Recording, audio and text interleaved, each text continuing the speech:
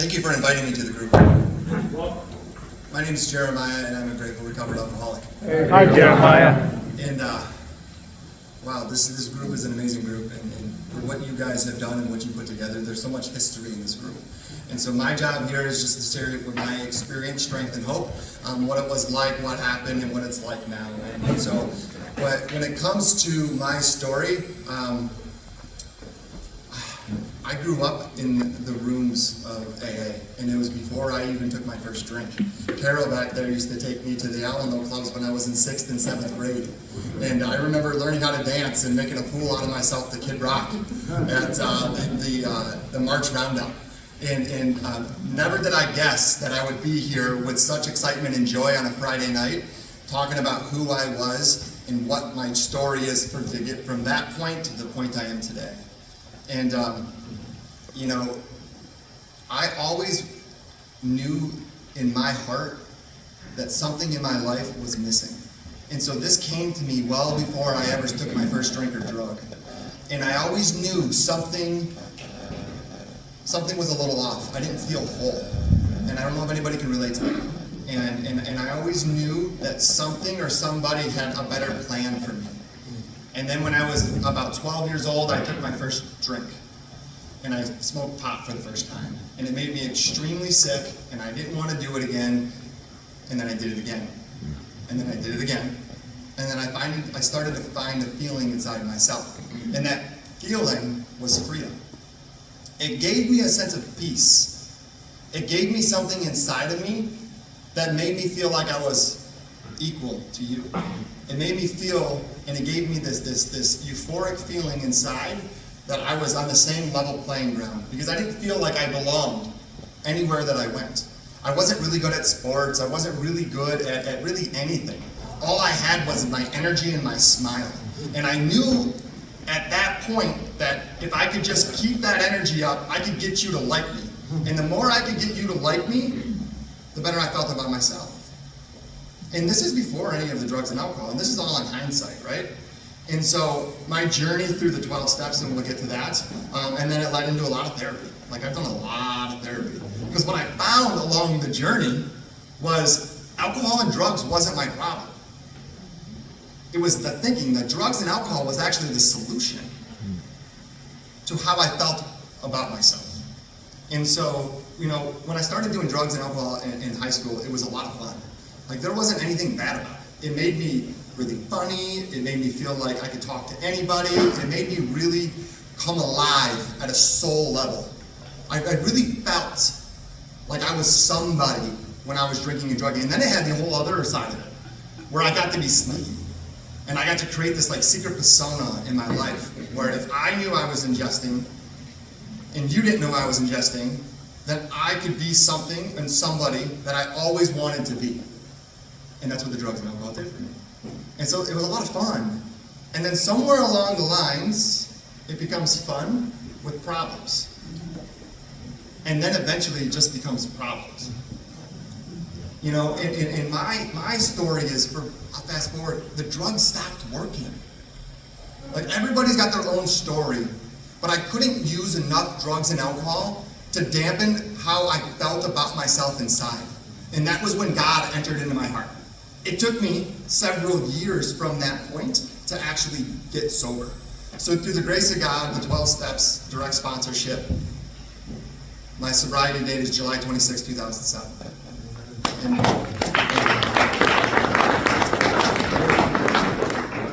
And when I got sober, I think there was like 4 of us under 40, and I was 20 years old. And I really, really didn't want to make this place home. I really, truly didn't. I used to argue with my sponsor and say, but when I get married, I'm going to have a glass of wine. And when I get married, there's no way I'm going to go to these damn classes every single week or every single night of all the time, instead of skipping out with my kids and hanging out with my kids. I didn't have any kids at the time. But because of what this disease and this thinking problem does to me, it always forecasts. And it always catastrophizes. And it always makes things way worse than they ever are. And that's my thinking. And that's the problem to why I'm still here, why I still go to meetings, why it still makes sense for me to understand at a soul level that I'm just another alcoholic trying to get another day clean and sober. Like from the moment I wake up, sometimes that ass-kicking machine starts, and it's revving high. And it's up to me and my higher power, my sponsor, and who I want to surround myself with to say, is this going to win today, or is this going to win today? I have a choice. That's really the only choice. And the difference between when I was using and when I'm sober is I get a choice. And so when I'm under the influence of drugs and alcohol, I have a chemical dependency. And the chemical dependency makes the choices for me. And all I'm really searching for is the freedom to be who I really am. So I'm caught in this vicious cycle. And the only way to get out of it is to get out of myself and realize that I can't get myself out of the situation. And when I can't get myself out of it, what happens? I throw my hands up. I say, you take this. Who's you? I don't know, I grew up in a Catholic church. I'm like, who's that? Me and that guy never got along. Like, that catechism stuff was not for me. And they're like, hey, you need to go to church and you need to go to this. And so what did I do? The first place I went was the church. And I went to Our Lady Queen of All Saints and I saw Sister Nancy and I said, I can't get sober. What do I do? And she gives me the Bible. She goes, here, read this. That didn't work. That didn't work. I had these blockages in my body and in my soul. I'm going to call that the Holy Spirit. And these blockages came in. You know, I went to 5 different treatment centers, inpatient rehabs, and my story is just like many of yours. You know, the disease of addiction kicked my ass so much that I couldn't, when I first got to meetings, I couldn't read. And I was embarrassed when you guys passed me the literature. And I was unemployable, and I couldn't make sense, and I was scared. I was extremely scared because for the first time in my life I found hope, and that was in the drugs and alcohol. And then you're taking them away from me. So I can't continue to go down the road of using, but what's the other solution? And that's when I really started to give it up. And I would go, my first 2 rehab centers, my dad picked me up, we smoked weed on the way home. And I had zero concept or idea of what these drugs and alcohol actually did to me as a person. I didn't know that there was like this imaginary line, when you cross over this line, you become an addict. The cucumber becomes a pickle, and the caterpillar, and I'm like, I'm glad that works for them, but I'm terminally unique. Like, that stuff doesn't work for me. I'm not that. I found everything in myself to disqualify myself from you people. Because you guys were a lot different than me. And as long as I could find a difference, I could justify in my head to continue to do what I did. And it was really my ego trying to keep me safe from the original core problem that I didn't feel like I was enough. And so my job, my ego was doing that exact same thing the entire time, trying to keep me safe. And that was it. My mind had a contract out on my ass, and it didn't care. It didn't care. The obsession, the overwhelming desire to use, driving down the street in a car that wasn't mine, crying my eyes out, trying to turn the car around before I go get a pack of dope, and not physically being able to turn the car around. Talk about a prison. Talk about being completely engulfed with a sensation and a full experience where there's nothing real until you get what you need. And I don't ever want to go back to that. Like, that's one thing that I never want to experience again for the rest of my life. So I come here, and so all these rehab centers later, I tried just smoking weed. I tried going to 19 years old, going to the, so I started really drinking and drugging heavily. They always called me Campbell, my last name, and they say, Campbell will take it, he'll do anything. And they would give me all the pills, and they would all this, and I would just do it. And the corticosteroids, and like, no matter what it was. And it was like a badge of honor, like I was badass because I would take all these drugs and I had no barrier. And it was really, I was trying to kill myself at 12 and 13 years old. And like, that's not normal. And I was like, I'm pretty cool. And it gave me this persona, again, that secret agent thing.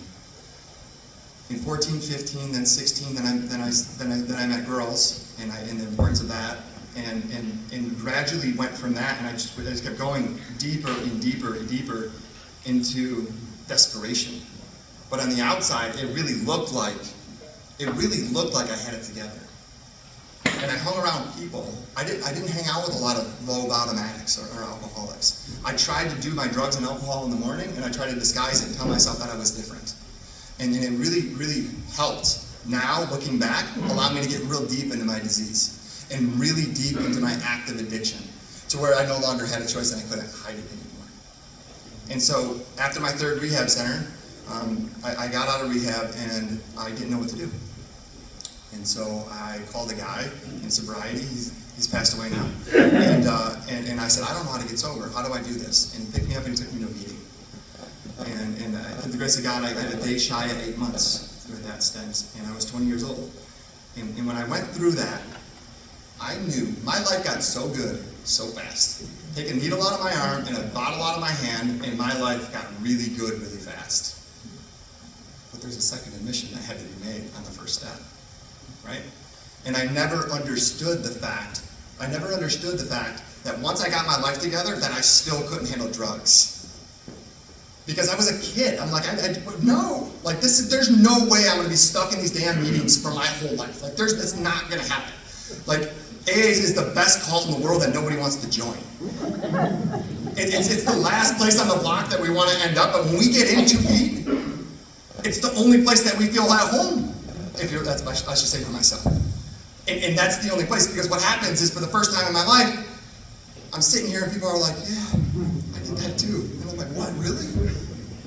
And I finally achieved what I was always looking for, and that was connection. I wanted to feel like I belonged. And I found that in here. And I found that in the 12 steps. And the whole point of this 12 steps for me was to get me to a spiritual experience so I can have the profound change in my heart. And it did that, and it's done that many times. And my sponsor told me, he goes, you haven't worked all 12 steps until you worked all 24. And you've taken somebody else through the step. Because now I understand. If I hear it, I'll forget it. If I see it, I'll remember it. If I can teach it, I'll understand it. Right? And that's simply it. I had a sponsor, he passed away 2 years ago. And he was my best friend. He taught me how to pray. He gave me a higher power. I remember sitting in my basement at my mom's house. I had about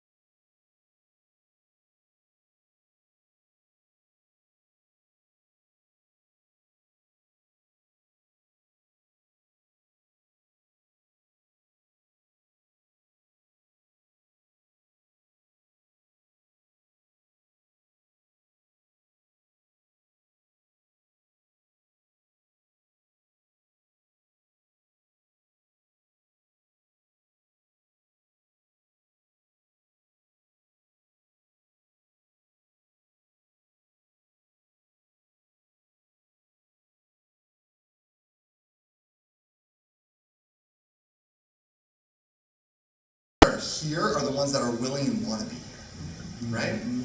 And so there's so many people that we buried sober. And there's even more people that we buried that went back out and thought it was a good idea. And so I hold a dear place in my heart. My little brother, a beautiful friend that I grew up with, I just found out on the way in. So many people that we buried along the way from this disease. So my job here is to share with you guys the challenges and the struggles. I don't want to just share the fun stuff, right? Because my life is awesome because of this program. My wife is sitting here tonight. We've been married almost 12 years, been together for 17 years. I've been sober. I've been with her longer than I've been sober. Like, if that's not a miracle, I don't know what is, right? I have 2 beautiful children. I have a life of that I've never even dreamed of. And it was all a result of coming here, being honest, open, and willing to be exposed to the truth. And unfortunate or fortunate, the truth has layers. I call them onions. And it just continues to, the minute I get to know myself, or the minute I get to know something, and my sponsor taught me that. He goes, what you think you know about God's going to keep you from learning anything more. So always stay humble, and always remember there's always a teacher out there for you. And it doesn't matter how bad you think the message is, leave the mess, take the message. And even if it's something you're going to learn of what not to do. But my job here is to just identify with you guys. And because I've been to meetings and I've heard speeches and I've been to meetings all over the world and all over the country and had the opportunity to do these things. Because I put God first. And when I put Jeremiah first, my wife and I are talking on the way here, she's like, you excited? I'm like, yeah, I get in this weird mood. And I get this energy twisting and moving. And I'm like, I want less Jeremiah and more God. Because the minute Jeremiah is going to come up here and talk to you guys and tell you how great he is that much closer he is to drinking and drugging again. But the minute I come up here and say, I don't know how I did this, I can share with you my experience, strength, and hope, but God is the one that gets all the glory. And so I remember sponsoring the first guy, right? And I remember him relapsing and dying, one of the first couple of guys I sponsored. And I was devastated. I put a lot of hard work into that. And there was that thing, I went back to my sponsor, and I said, I put a lot of work into that. And he told me, if you don't take the credits, then you can't take the fall. And when God is in the center of all this, miracles are going to continue to happen, and they always happen. You know, some people say that us sitting here in this room is just a miracle. Some people say that this is, it's all up to you to decide. One thing that I like to ponder on a lot is what's going on here right now. Like, if you really think about what's going on here, we're a bunch of alcoholics, addicts, whatever you want to identify, sobriety, doesn't matter.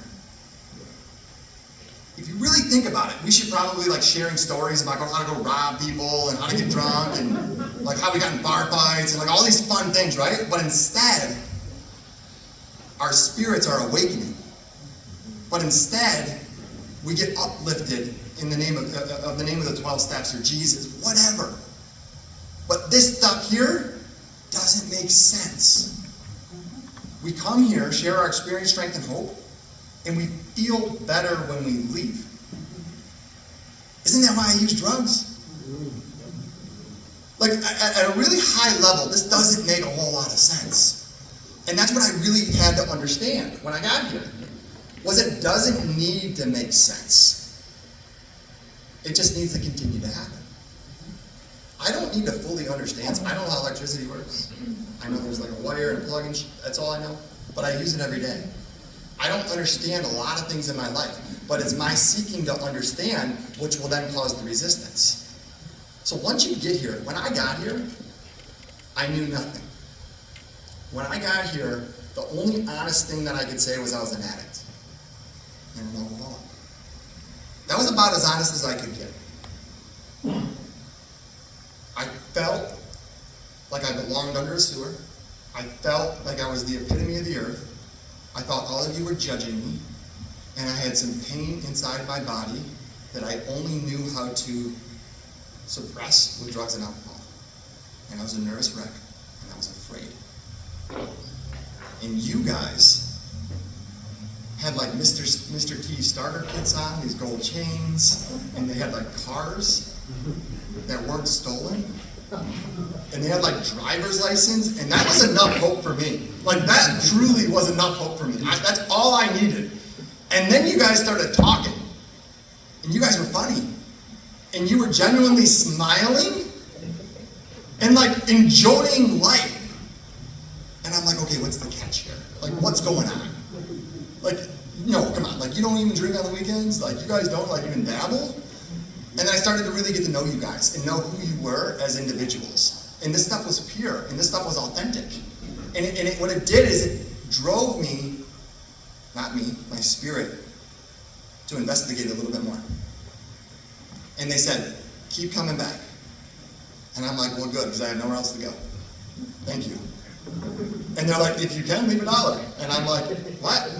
Give you money? I'm like, I don't have any of that. And they're like, well, keep coming back, one day you will. And I'm like, these guys really don't know who I am. Like, there's no way I'm gonna get out of this. Like, my car just got repoed from my dad's driveway and ripped out, and there's no way. And then I heard a guy one time share. He was married, and he had a kid, and he was talking about going on vacation. And I'm like, wait a minute. You're telling me this fella has it so together that he's got his bills paid and he's going on vacation? I'm like, I should stick around for a little bit. Like, this might be something. And what I really started to do was let my guard down. And I wasn't able to let my guard down until you guys opened up to me. And until you guys actually started sharing authentically with me and how you struggled. And it was in the struggle and the pain at these groups, and at the men's groups, and at the big book studies, and all of the retreats, and everything that I've gone on through the years, where I really got to identify who you were. You guys taught me how to be a grown-up. I got here, I was 19 years old when I first got here. I got gray hairs now. You know, and I'm truly. I didn't have a bank account when I got here. You guys showed me how to do that. You guys showed me how to be a friend. I didn't know how to do that. I thought I was truly broken so bad that I was incapable of being a friend to somebody. And I didn't want that anymore. All I knew was you guys had something that I wanted. So you said, sit down, shut up, and do what I do. You didn't say do what I say, do what I do. So man, the meetings after the meetings, the coffee before the meetings, I never drank coffee once in my life before I got to AA. Ever. I love that stuff. It's a miracle. I really truly love that stuff. It truly is. And, you know, the acceptance, you know, the first step, right? Find God, clean house, help others, right? In the first step. When I got here, you guys said I was powerless over drugs and alcohol. Absolutely, I get it. That's wonderful. I knew that. I knew when I ingest drugs and alcohol, I know what happens. The phenomenon of craving takes place. I can't stop. I won't stop. I don't want to stop. It gives me relief. It gives me peace. It gives me. Now I get to the point where it's like, you are also powerless over people. You're also powerless over places. So what I did is I pulled the drugs and alcohol out, and I'm like, okay, cool. Let me get addicted to work and make money and try to make something of myself. I'm going to get addicted to that. And let's use that for the next 10 years. And let's continue to hide from who I truly am. Right? And then I really started to find out the other side of the acceptance, and it's accepting who I am. And that being enough has been my last 2 years of work. You know? Just because I've been up here and through the grace of God, 15 years sober, the thinking doesn't stop. And some people say that, the disease is out there doing push-ups and getting stronger, but so am I, and so is my relationship with my higher power. And so some people say the ice gets thinner, But I got a pretty good routine about not drinking and drugging. You guys told me I can go anywhere. And I can face anything. I just don't like to. I have no business at a bar. My wife and I go to parties, and we used to sneak out of our houses as kids to go to parties, right? And now I sneak out of parties to go home.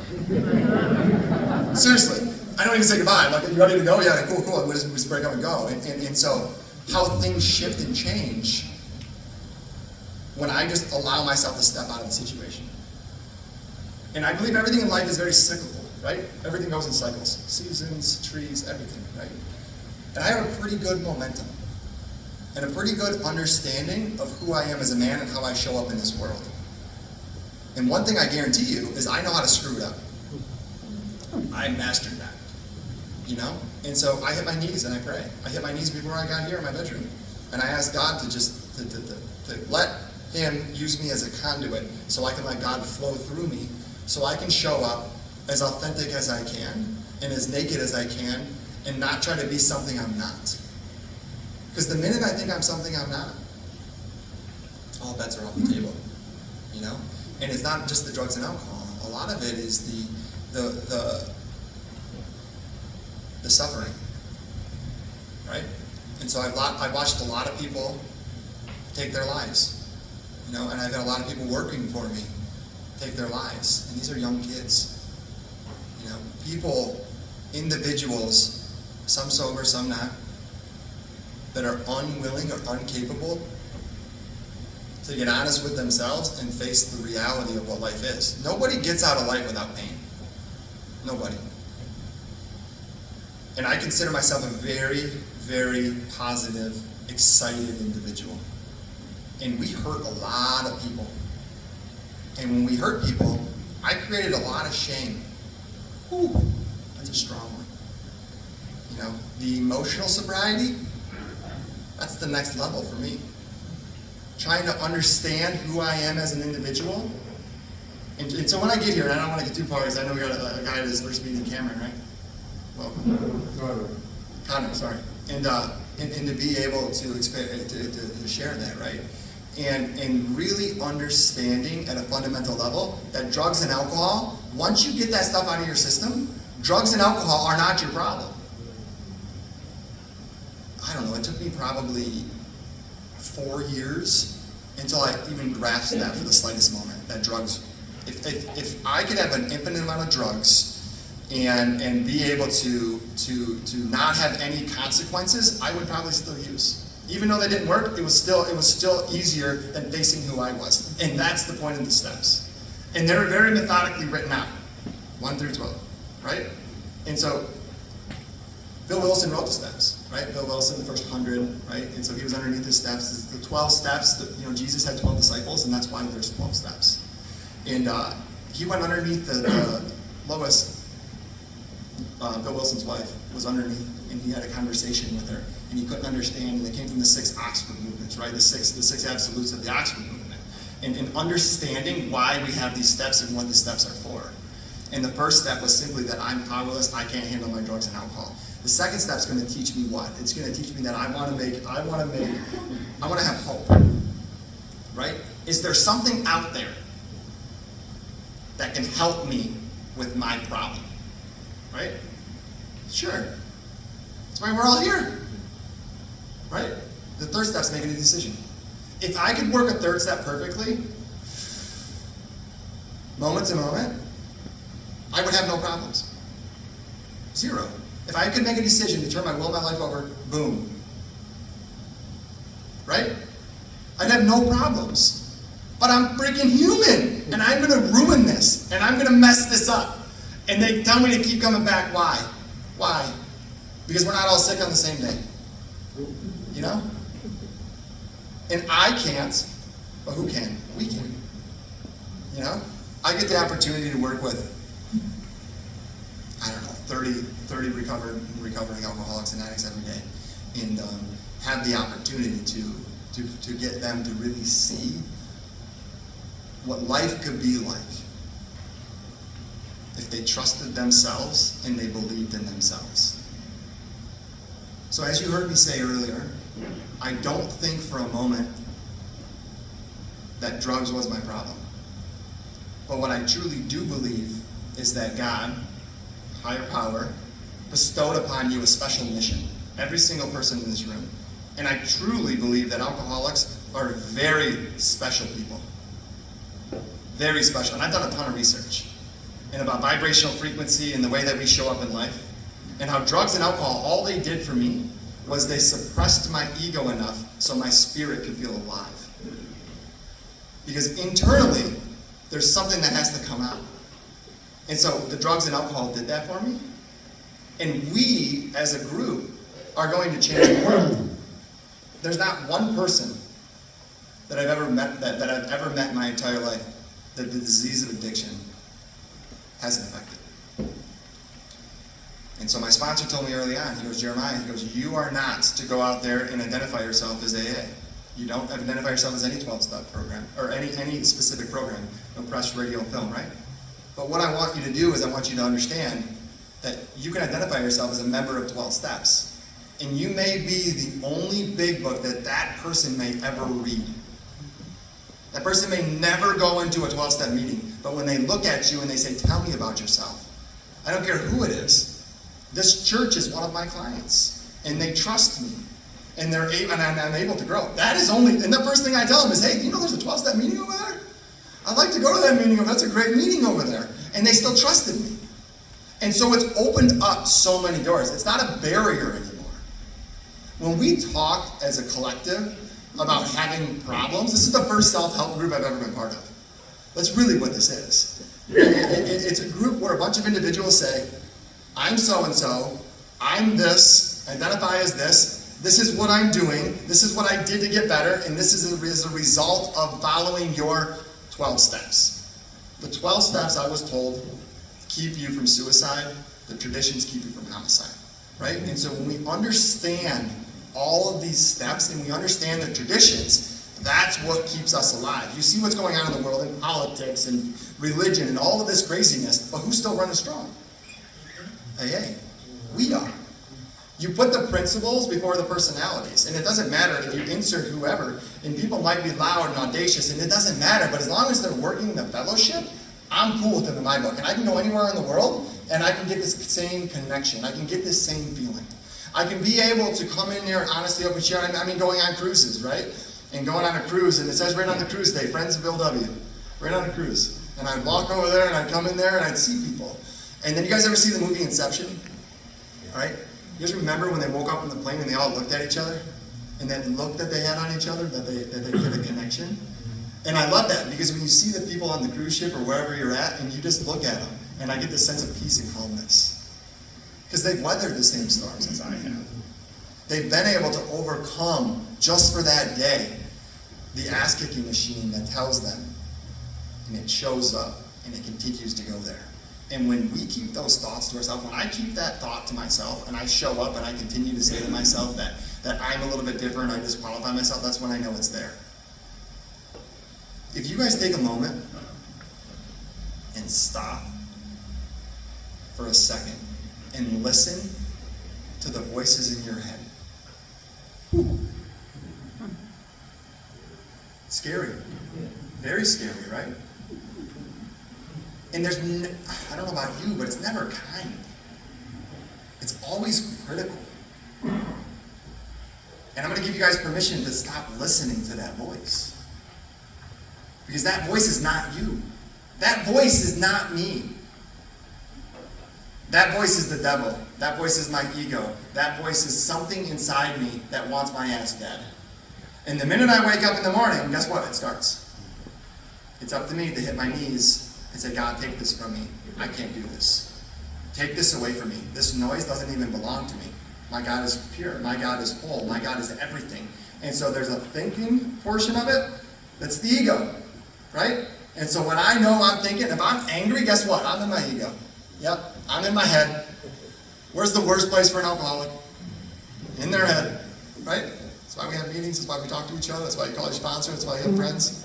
You're like, let me tell you this. You believe this stuff, right? And if anybody ever talked to one of your children or your wife or your husband like you talk to yourself, would you ever tolerate that? And that's the question I ask myself in the morning. Like, if somebody's not going to take care of me, if somebody, who's going to do it? Who's going to do it? I have to. And I'm no longer powerless. I have to stop the thinking. How do I do that? I ask God, right? Take it. Third step. Take this away from me. God, you got this? Okay, now let's talk about character defects. Let's talk about shortcomings. Let's talk about making the amends. Let's talk about doing those things. And what do each one of those steps do? Give you relief. From what? From me. From my thoughts. Just because I feel it or think it doesn't mean it's true. That was a big one. I remind myself that every day. Just because it's a thought doesn't mean I have to act out on it. Just because a feeling doesn't make it true about myself. Because I'm thinking all these bad thoughts. How do I do it?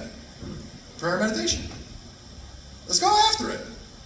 This life is, the promises are there. They didn't write them and say, hey, maybe you might get some of this stuff, maybe. No, it's just like the promise. It's like you will experience that. And if you're anything like me, you were the exception to that rule. Period. I was the exception to that rule. You guys would all figure this stuff out. I couldn't do it. You know, I've never seen somebody too dumb to get this program ever. I've seen a lot of people that were way too smart. You know, way too smart. It's a super simple program. It's kind of like life. Life is super simple when you don't complicate it. Why do I complicate it? I don't know, because I'm addicted to thinking. Why? Because it keeps me safe. Why? Because my ego's nuts, and it's entertaining, and I like chaos, and it feeds me, and I love it, right? And so what would it be? And so like, I'm talking about within the last 24 to 48 hours, talking to my wife about feelings and emotions and doing this, and I'm like, for my whole life, especially in sobriety, chaos was always comfortable. And it was the same thing as the drinking and drugging. I thrive in chaos. I do really well. And that's the story I believe for a long time. You know? And calmness, like that's boring. Like who wants calmness? Like that, it sounds absolutely terrible. Like you want me to be calm? I know a bunch of those bums. Like what are they doing? Like no, absolutely not. And it's just like the first day I got here. Guys, this is within the last like 24 hours? Where I had that epiphany, right? I stepped out of my own way and I started thinking these thoughts. And I'm like, what could life really be if I really let God in? And who would I have to become to allow that to happen? Right? And that's why I call it an onion. That's why I continue to see and understand at a level that I've never thought I was experiencing. I got here because I couldn't keep a needle out of my arm or a drink out of my hand. Period. Pull those away, my life increasingly got better. Shit, I messed it up. I started thinking again. Right? You're never going to stop thinking. You're going to have brief periods of a really brief glimpse. And when you first get here, and you can experience any time, guys, I've been on pink clouds my whole life. They come up and down, the ebbs and flows. That's what life is. It's my resistance to those things that causes the pain and suffering. So if I could understand that a little bit better, if I could get a grasp on it, and that's why the steps were written the way that they were. So I could go to them and say, okay, I can, he can, so let him. Okay, 1, 2, 3, done. Okay, 4, 5, this is all the bad stuff I did. Yep, I did that. My sponsor also made me do a positive inventory list of all the wonderful things that I've done. You know, it's really easy to beat yourself up about all the bad stuff, but if you're anything like me, it's next to impossible to love yourself for the kind, loving, compassionate things that you've done in your life, right? 5 and 6, or 6 and 7. Like that's where to me, that's the biggest meat and potatoes. I believe I'll never not be working 6 and 7. They're never not. You know, overcoming who I am in the things, the character defects, they described it to me like this: you got flat tires, now you're driving on them, right? 6 and 7. But for me, I never wanted to get rid of them. I needed those. It makes me funny. It makes me charismatic. It makes me all of those things. I didn't want to get rid of them because I was afraid. Who was afraid? That same little boy that was afraid at the beginning of my talk, right? And so when I can bring my inner self that wisdom and peace, I can't. God can. All right, that's the theme, right? 8, 9, right? So we're cleaning the meat and potatoes of it. So now I'm going to make a list of all the bad stuff I've done. 8 and 9. So over 15 years of sobriety, doing amends, living in amends. Right? Amends never end. On my children, I got a phone call today from a guy that employed me when I was 13 years old. I haven't speaker spoke to him. He owns a local business, and I made an amends to him in the parking lot picking up my kids today. And I'm going to meet with him. This is 15 years later. And I went there and I gave him the money that I took without them knowing, right? The women had passed on that I stole from, and I was able to repay the debts, all right? This gentleman cornered me. I was 13 years old, and he cornered me, and he said, I know you're skimming the drawers, knock it off. This man called me, and we did the math on it 22 years later, or 24 years later, whatever it was. And I said, Carl, do you know I still think about that? And he's like, what are you talking about? Like, what are you talking about? I said, Carl, about 3 times a month I think about the man that you were and the courage that it took you to come up to that little boy and tell him that. That happened today. You know, so those amends may never end. I'm still living in amends. What's the most important amends you need to make? To me. give myself a break. I'm good. I do stupid shit all the time, but I'm a good person. And the more I can congratulate myself and give myself love, the more I can, live the amends. My children have never seen me under drugs and alcohol. I got a 9-year-old and a 5-year-old. They've never seen me use drugs or alcohol. And that's a miracle, right? My mom, right? My little brother died. And when he died, it was one of those amends. I had a guy call me up, and I went to high school with him, and he calls me up, and he's living in a 3-quarter house, and he goes, hey, we're going to start a 3-quarter house called Kyle's house. I'm like, bro, you're living in a 3-quarter house right now. He goes, I know. Let's do it. I said, okay, let's do it. And we did it. And we have 2 houses, and it's been open for 10 years now. And the ripple effect, my little brother died, and part of the amends, my Aunt Debbie said to me, she said, don't let your brother die in vain. Right? And 30 days later, we were in a basement, and Families Against Narcotics started. My little brother died October 1st, and 19 days later, Ryan Rudolph died. And now we have Families Against Narcotics, and they're 17 chapters. Good things can come from bad events, right? And so continuing to make those amends to myself, to my loved ones, to my friends, to my family, and showing up in the world as God truly intended for me. God doesn't want me to play small. God doesn't want anybody in this room to play small. My ego keeps me playing small. My heart and my soul want me to transcend. 10th step, can you continue to take personal inventory, right? And I'm going to get on my knees, I'm going to pray, and I'm going to say, hey, I'm a knucklehead. And I do it all the time with my wife. And I'll say, hey, I didn't like the way I treated you that way, or I didn't like the way I said this. And she'll say, oh, it's okay. And I'm like, no, I have to share. It's about me. It makes me feel better. Make sure when you guys make amends, it's not to harm other people. Very selfishly, we can make amends, to free our egos. And that's why we have sponsors. And sponsors will tell us the proper way to make those amends, right? And so, in continuing to, through prayer and meditation and to carry this message, it's an abundant life. It's a life that I've never imagined I'd sign up for. It's a place that I get super excited to be, is here with you guys in these 12 steps. And like I said, man, as I wrap up, the ability to be the man that I am today is not possible without these 12 steps. The good, the bad, the ugly, it doesn't matter. I know when I have my sobriety, and I know I can take on anything. And the coolest part is I don't have to take it on alone. So when I have an understanding in my heart and my soul that drugs and alcohol no longer have power over me, I'm no longer powerless until you take the first one. Once you take the first one, all bets are off. But I have a choice. And that choice, I can either get closer to that choice or farther away from that choice. And I do that by my daily actions and my routines. So taking the calls, doing the things that we were supposed to do when I first got here, guess what? They still work. I've done a ton of service work. I did 6 years in Macomb Regional Corrections once a week. I went in there, went through the bubble. I did 4 years in Macomb County Jail. Not time, I actually volunteered there. I was able to leave. It felt quite good. I did a lot of service work in YPAW, young people in AA. And I was on a committee there for over 5 years. And just being able to be part of something where somebody needs you and counts on you and expects you to show up. It's no different than right here. Most important is the coffee maker and the guy that's got the keys and that's going to open up. It's going to continue to be there. You get to know them. They get to know you. They have invested interest in you. They want to know. They watch people grow up. Like I said, I got here I was a kid. I was literally a child. And I got to grow up in the image of you guys and with you guys and all my trials and every error that I made, I've got to come here and tell you guys about. And through the grace of God, I get to come here and speak with you guys and share my experience. So thank you so much for letting me speak. I hope you guys have a great night.